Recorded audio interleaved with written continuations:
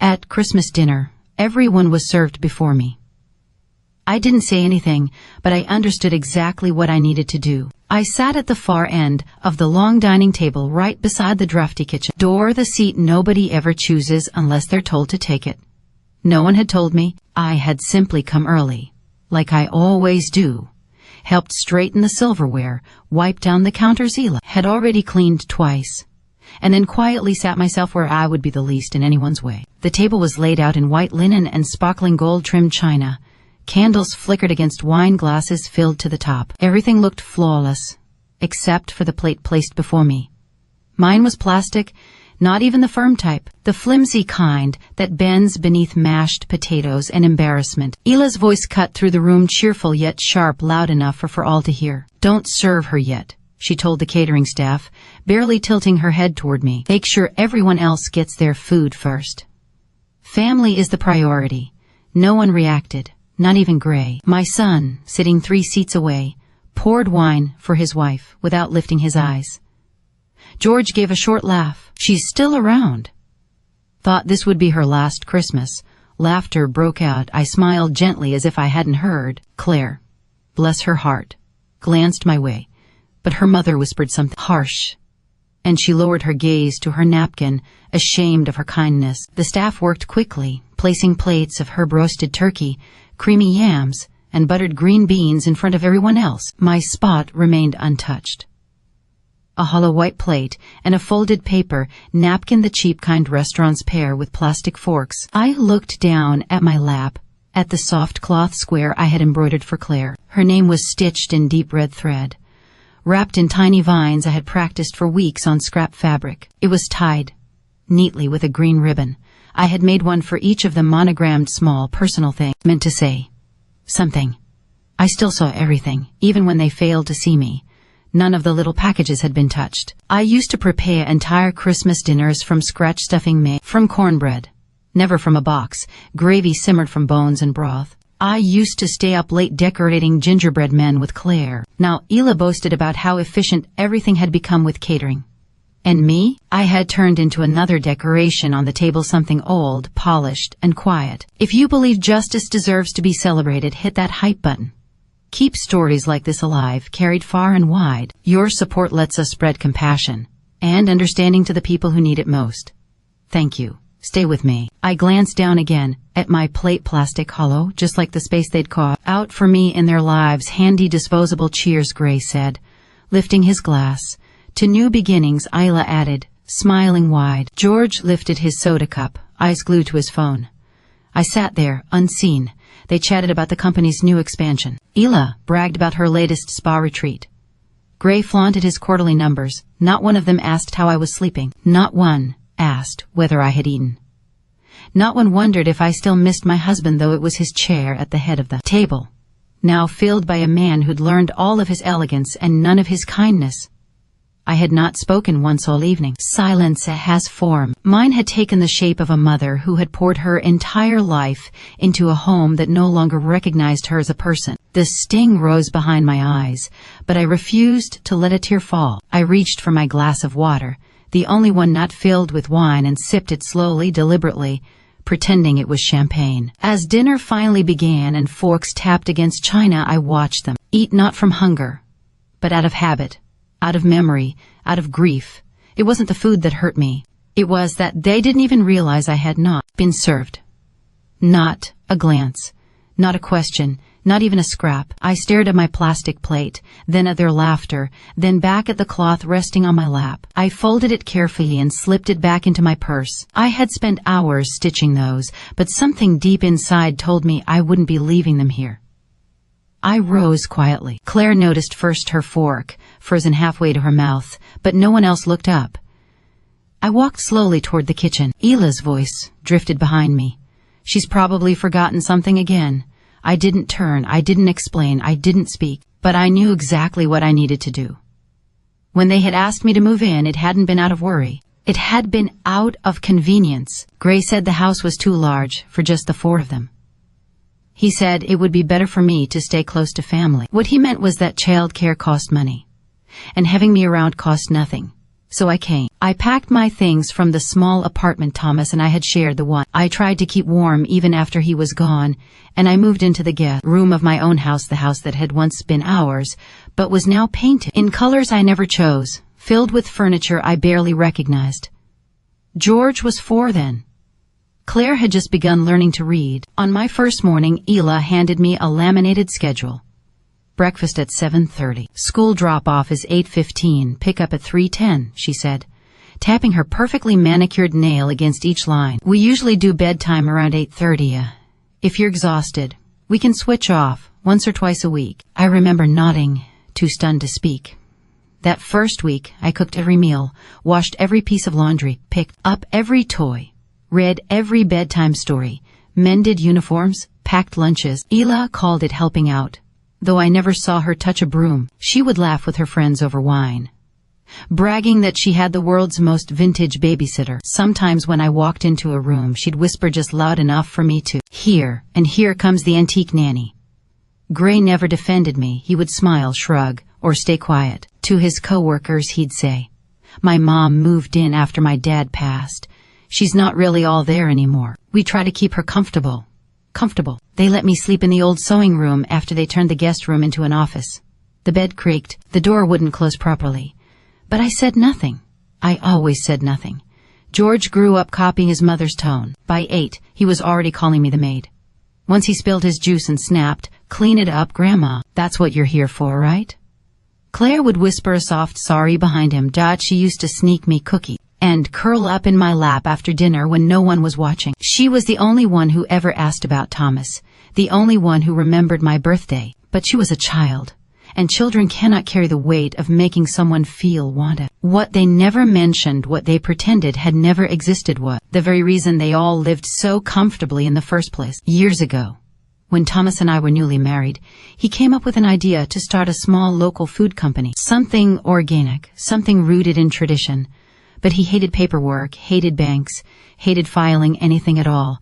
So I did it. I wrote the recipes. I tested the jars. I went to the clerk's office and registered the trademark under my own name. Our first product, the pickled collard greens my grandmother taught me to make when I was 12, we called it Georgia Gold. It sold out at every farmer's market. I built that label, that formula, that flavor. But after Thomas passed, Gray stepped in. He had a business degree and oversized ambitions. He told me it was time to modernize. I stepped aside, let him take the lead, let him rebrand the whole company. But I never signed anything. I never transferred ownership. No one even asked me to. They simply assumed I didn't matter. One night I overheard Gray speaking to an investor. "My father built everything. My mother, she just made pickles. We don't use her stuff anymore, just made pickles." I stood in the hallway, holding a basket of laundry I had folded for the 3rd time that week, and something cold and heavy settled into my chest. I wasn't seen, not as a mother, not as a founder, not even as a person, just a presence to tolerate, a tool to use, and even that presence had begun to annoy them. Once, I suggested bringing back the original label, and Gray snapped, "No offense, Mom, but the old design looks like something out of the Depression era." Ela chimed in too. "We're building a brand, not a museum."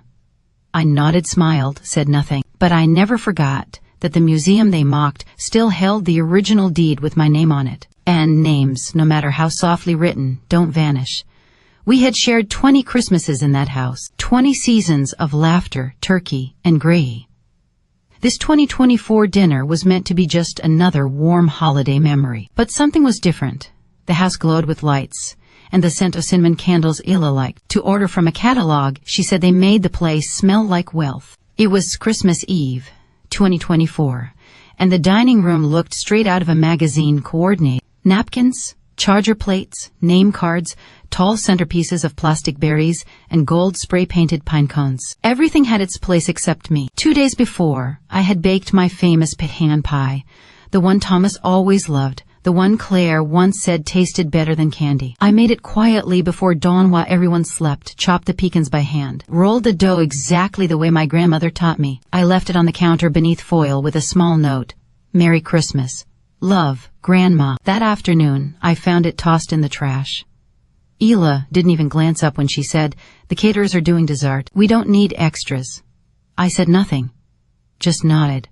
On Christmas Eve, right before dinner began, I placed 2 small cloth-wrapped packages at the edge of the table. One for George, one for Claire. Inside were hand-stitched bookmarks, each with their initials and a design I chose just for them. George's had tiny basketballs embroidered in the corners.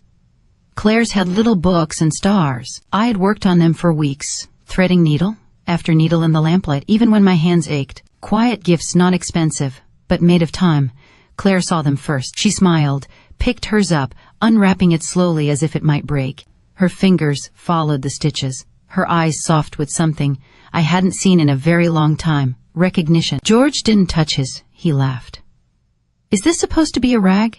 he said loudly enough for everyone to hear. Ela leaned across the table and plucked Claire's from her hands. "We don't need to pretend, sweetheart," she said, folding the cloth neatly. "Let's not encourage sentimentality. It only makes things uncomfortable." Claire stared down at her plate, cheeks flushing. I kept my gaze on my glass of water. Dinner was served with theatrical flair. Ela tapped her glass for attention and welcomed the guests' friends from Gray's company, neighbors with perfect hair and wine-colored lipstick. Plates of duck and truffle potatoes appeared in front of everyone. The kids were given sparkling cider and champagne flutes. Laughter hovered above the table like mist. I tried to make myself small, eating slowly, careful not to disturb their curated happiness. Halfway through the meal, George stretched dramatically across me and knocked over his own glass. Cold water splashed into my lap. He blinked, all fake surprise. "Oops," he said. "Looks like you needed to rinse off some of that dusty past." Someone snickered. Ela tried to hush the laughter, but her smile gave her away. Gray didn't even glance up from his plate. Claire reached for a napkin, wanting to help. But Ela's hand stopped her mid-motion. I dabbed at my skirt with the edge of my own napkin. My hands didn't tremble. My eyes didn't well. In this house, tears didn't bring mercy, they only brought more silence. When dessert arrived, a waiter carried in a 3-tier tray of tiny pastries that looked more like jewelry than food. Claire leaned close and whispered, "I wish we had your pie instead." "I know," I whispered back, smiling just enough. After the coffee was poured, after the toasts were made and Ela's praises repeated like a chant, Gray cleared his throat. Conversation faded. Everyone leaned in. "I've been thinking," he said. "This might be a good time for some changes. Ela and I are planning to remodel the basement next year and maybe add a gym, a little space for ourselves." I nodded, unsure where this was leading. Gray kept going, his tone casual. "And maybe it's time to look at other options for you, Mom. There's a really nice assisted living place about 20 minutes away. Medical staff, activities, I allow cut-in, and peace for everyone." They looked at me as if waiting for gratitude. I set my fork down. The room was quiet, but not in a way that made anyone uncomfortable. They were used to my silence, accustomed to my stillness. I looked at Gray, my son, the same boy I once rocked through thunderstorms, now see me as furniture taking up space where he wanted weights and workout benches. I didn't argue. I didn't cry. I simply lifted my plastic plate, still the only one not replaced, and rose to my feet. Claire's eyes followed me. No one else bothered to look. I walked toward the kitchen. My skirt was still damp. My knees ached. Behind me, someone muttered, "She always gets dramatic around the holidays." But I wasn't being dramatic, I was remembering. And in that moment, I remembered everything. Later that night, I sat on the edge of the bed for a long time. The room was dark, lit only by the warm amber glow slipping through the cracked door from the hallway. I could still hear laughter downstairs, dessert plates clinking, Ela's sharp voice rising proudly above the others. In my lap lay the cloth Claire had tried to keep. I had taken it back, not out of spite or pride, but because I understood, with an icy clarity, that anything I gave them would be thrown away, misunderstood, or claimed as theirs. I had to protect the few pieces of myself that remained. I reached under the bed and pulled out the wooden box. I had kept it hidden beneath a folded quilt for over 20 years. The hinges groaned softly as I opened it, and the scent of cedar drifted out. Inside were letters, photographs, and one large envelope, its edges yellowed with age, its seal worn but still unbroken. The letter was from Katie. I hadn't read it fully since the day she died. I had done exactly what she'd asked, handed it over to Thomas. Though she'd slipped me a copy just in case, she'd whispered from her pillow with a faint smile. I tucked it away, too respectful and too frightened to ever touch it. But now, with steady hands, I unfolded it. The handwriting trembled, yet it was still readable to my husband Thomas and to whom it may concern. I, Catherine Lee Harrington, being of clear mind though a failing body, declare this letter as my final amendment to all legal documents that concern my personal estate and assets, she continued, listing me, Susan Margaret Langley, as the only recipient of her private savings account, her person, shares in the Eastern property, and every remaining stock in Harrington Food Holdings that belonged solely to her. At the end sat 2 signatures, hers and Dr. Leland Rhodes, her attending physician. Beneath those, another signature, Miss Carla Bennett, the nurse practitioner who had served as the witness. I stared at those names for what felt like ages, blinking rapidly. How many times had I been told I was worthless, a thief, someone who had forced herself into a family that never wanted me? And yet here it was, Katie's own mother, in her own handwriting, saying she trusted me, choosing me. I said the letter beside me on the bed, and pulled out another document, a carbon copy of a delivery notice from 1999. It was addressed to me, forwarded from our old Savannah home to the house Thomas and I later lived in. I never remembered receiving it, though someone had signed for it. Gray. I remembered the week stamped on it. Gray had been home from college after a breakup. Brooding, furious, moving around the house like a thundercloud. He had taken the mail off the porch that day. He said he'd sort it. And now I knew exactly what he had sorted. Taking a slow breath, I reached for the phone. Carla Bennett's number was still tucked inside the box, scribbled in Katie's old spiral notebook. I doubted she'd still be alive, much less reachable. But when the phone rang and a calm, familiar voice answered, my heart tightened. Miss Bennett, I said softly. This is Susan Langley. There was a small pause. Oh my goodness, she breathed. Susan, I remember Katie asking me to sign that letter. She said you were the only one who truly deserved it. I never heard what happened afterward, so I told her. When I finished, she fell silent for a long while. Then she said, well, sweetheart, maybe it's time the truth finally has its turn. Next, I phoned the law office. The number was different now, but the receptionist knew the name immediately. Mr. Holbrook is retired, she said, but I can give you his direct contact. An hour later, I sat with the phone pressed to my cheek, listening to the voice of a man I had never met, but whose name lived in Katie's letter. I remember the file, he said. I sent the confirmation to your address, but never heard anything back. A few months later, your son, Gray, I think called and told me you were declining all rights to the inheritance, that you wanted no involvement, no funds, so I archived the file. I didn't speak. My silence told the story clearly enough. He continued, voice lower now. Thinking back, that call never felt right. I was younger then, less cautious.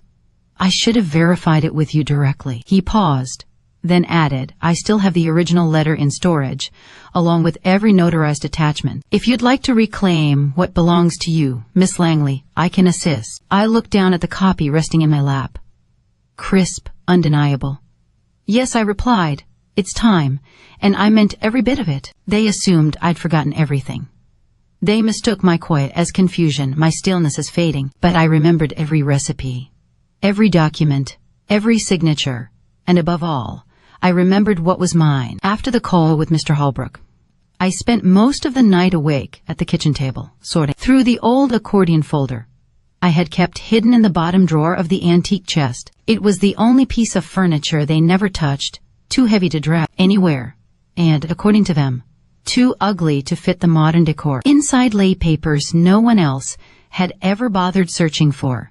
The original business license Thomas and I had filed, the trademark application for our first label, Georgia Gold, approved and stamped by the state, and the official copyright registration for the recipe I had written myself, submitted and verified 25 years earlier. Every one of them was still under my name. I arranged the documents into neat rows across the table, straightened the edges, matched dates with forms, and built the kind of timeline only I could follow, because I had lived each part of it. Then I opened the company's current website. They had rebranded everything a few years before. Harvest 44, they called it now. Clean, modern, polished, stripped of its roots. As I scrolled through the product line, my hand stopped midair. There it was, pickled collard greens, the exact ingredients, the exact ratio, even the exact phrase from my original label. A taste of Georgia in every jar. They hadn't just reused my work. They had disguised it and sold it under another name, but it was still mine. That same morning, I called the intellectual property attorney Mr. Holbrook had recommended. Her name was Vanessa Trent, and her voice was measured, steady. "Miss Langley," she said after hearing my story, "cases like yours happen far more often than people think. Families assume a woman's work doesn't need protecting because she never raised her voice about it." I emailed her scanned copies of everything. The trademarks, the recipe, the original branding, every document with my signature. 2 days later, she called back. "Your case," she said flatly, "is airtight." She explained that since I was still the registered owner of both the formula and the trademark, and since there had been no legal transfer or licensing, Gray's entire business was using protected intellectual property without permission, and because their new branding leaned on the original, she added, I could pursue them for a derivative infringement as well. I was silent for a moment. "I'm not trying to destroy him," I said softly. "I just want the truth back." She paused, then answered gently, "Sometimes truth feels like destruction to people who built their world on lies." I asked her what the next steps would be. "If you approve," she said, "we'll issue a cease and desist. They'll have to pull the product immediately. If they want to continue selling it, they'll have to license the recipe, and those fees can be backdated. And if they refuse," her voice hardened, "then we file for an injunction. And if you're ready, we sue for damages." My eyes moved to the jar of greens still sitting in the pantry. Claire had once chosen that exact jar at the grocery store, saying she liked the flavor. I hadn't said a word then, but now I understood what it represented. Not just a recipe, not just a brand, my history, my labor, my voice. "They changed the label," I murmured. "But it still tastes like me." "And now," Vanessa replied, "they're about to taste what it's like to be sued by you." We began assembling the paperwork. I found old printed emails where Gray had thanked me for helping launch the family business. A marketing flyer from 2003 showing me smiling beside the original farmer's market stall. Photos of Thomas and me holding the first printed jars. They had erased me from the story, but I had saved the evidence. By the end of the week, the filings were complete. Vanessa called one last time. "Are you ready, Miss Langley?" I closed the folder and nodded. "Yes," I said. "Let's bring the house down." The Georgia courtroom was colder than I expected, not the air, but the atmosphere. Clinical, detached, as if the walls themselves had learned to stop caring. I sat at the plaintiff's table, hands folded in my lap, wearing the same navy coat Thomas had given me on our last anniversary. It still fit. That morning I had buttoned it slowly, deliberately, like armor. Gray was already seated across from me. He refused to meet my eyes. Layla sat beside him, shuffling through papers as though she understood any of it. Their lawyer, a young man with too much hair gel and too little respect, rose and addressed the judge. "Your Honor," he began, "we questioned the plaintiff's mental capacity. Miss Langley is nearly 80. There's concern she may be under outside influence or suffering memory decline." Gray nodded solemnly, hands folded as if he were a grieving son. "My mother," he said, "hasn't been herself in years. We've cared for her. We never imagined she'd turn hostile." I said nothing. Vanessa stood, composed. "Let's proceed with the exhibits, Your Honor." She began laying out the documents. The will, Katie's final amendment, complete with both the physician's and witness's signatures. She showed the certified trademark, the copyrighted recipe, the emails, the marketing materials, and even an IRA form listing me as the founding officer of Georgia Gold, the original company before Harvest 44 existed. Then she held up a flash drive. "Your Honor," she said, "this is a video recorded by Catherine Lee Harrington 3 months before she passed. It was filed with her estate and preserved by her nurse practitioner until recently. The judge approved it." The courtroom screen flickered to life.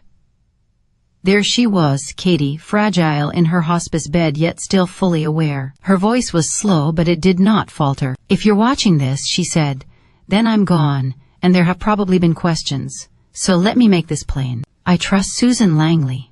What I leave her, I leave by choice, not because she asked, but because she earned it. None of my children visited. None contributed to my care. Susan did, with her time, her money, her heart. And Thomas, he will need someone when I'm no longer here. She is the only person I rely on." The room stayed utterly quiet. Gray stared down at the table, frozen.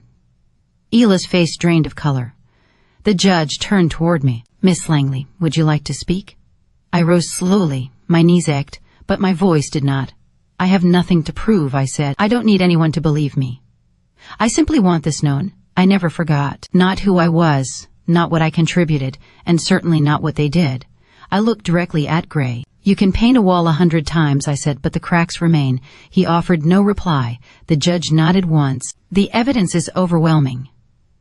The estate assets listed in the amendment legally belong to Miss Langley. Additionally, the intellectual property at issue remains under her registration.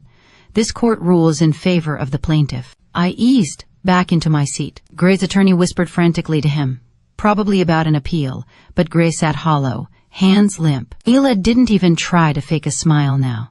Outside, reporters waited with flashing cameras. I didn't stop, didn't wave. Justice doesn't require applause, just space to breathe. The cold December air hit my face like truth. I inhaled it as though it was the first honest breath I'd taken in years. The ruling was final. The court granted me full ownership of the eastern land Katie had intended for me. The same property Gray had once promised to investors without a second thought. The same shares that gave me controlling power over the company he'd built on my labor. And worse for him, the court found that Harvest 44 had knowingly used copyrighted material registered in my name. Their business license was revoked. Within a week, operations shut down. Vendors pulled out. Grocery stores removed jars from shelves. Clients demanded refunds. Employees quit in waves. Ela called it sabotage. I called it justice. But I didn't force them out of the house, not immediately. That would have been far too easy. Instead, I consulted a real estate attorney and had the property appraised. Then I informed Gray and Ela in writing. If they wished to remain, the rent would now be market rate plus 25% for backdated occupancy. They couldn't pay it. They packed quietly. No drama, no shouting, just the dull thud of boxes and the sound of pride breaking as they carried their lives out the door. They moved into a cramped apartment above an abandoned dry cleaners. Claire went with them. For now, I leased the house to a calm, polite couple from Atlanta, both professors, no children. The wife enjoyed gardening and offered to maintain the yard. I liked her immediately. Gray found work as a delivery driver, a long fall from his CEO chair. Once I saw him from the porch, unloading crates of beverages at a chain store. He looked thinner, older. I said nothing. I'd already spoken all I ever needed to. Ela, the strategist, made one more attempt. She mailed me a long, meandering letter, pages of half apologies and excuses. At the very end, she asked if we could start fresh. I sent her back the plastic plate from that Christmas Eve, wrapped neatly, like a present, with a handwritten message. "This plate is still available, but your seat is not." I never heard from her again. George, stripped of the illusion of inheritance, fled to California, claiming he needed a clean slate. I suspect he simply wanted to outrun his humiliation. I didn't stop him. Some lessons take distance to settle. Claire stayed in touch. She called more often.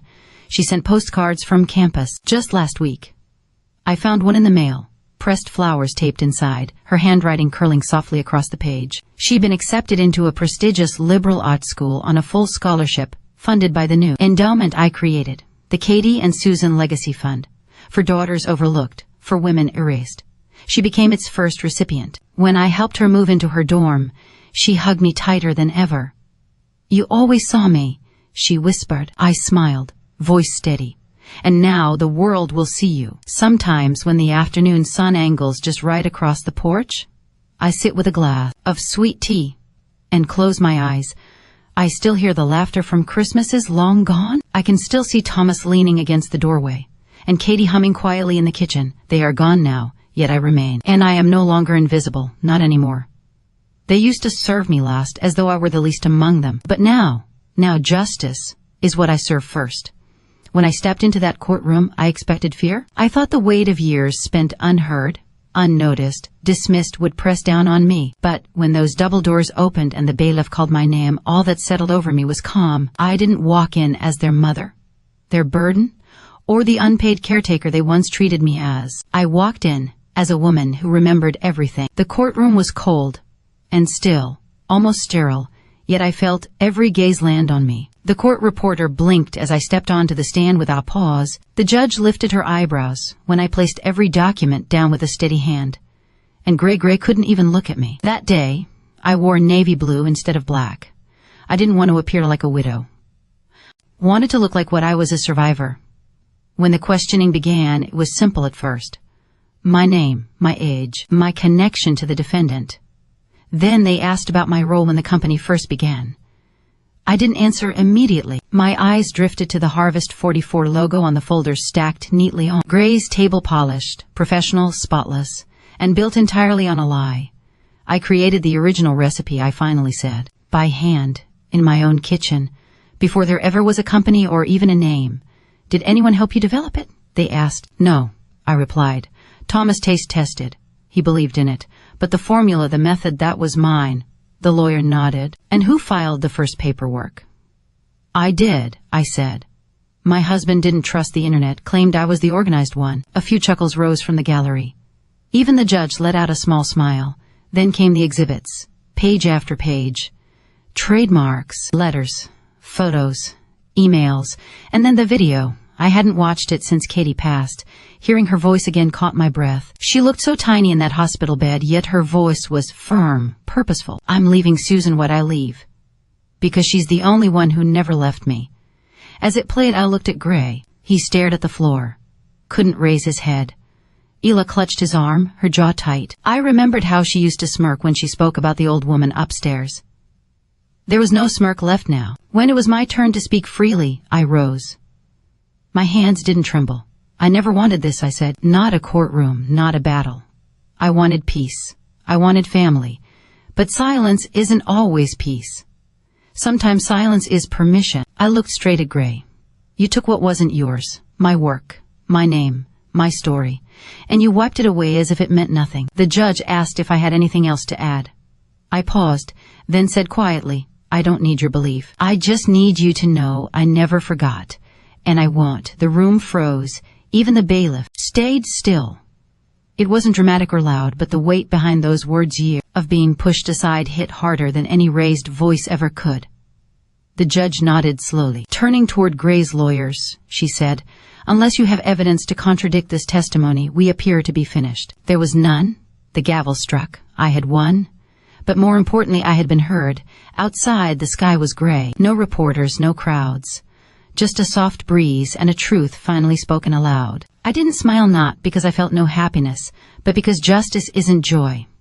It's balance, correction, restoration, and I felt restored. I drove the long route home, passing the old farmer's market, where we first sold $5 jars of pickled greens. I parked, walked the familiar gravel path, and stood where Thomas once kissed my cheek and said, We're building something here. He was right.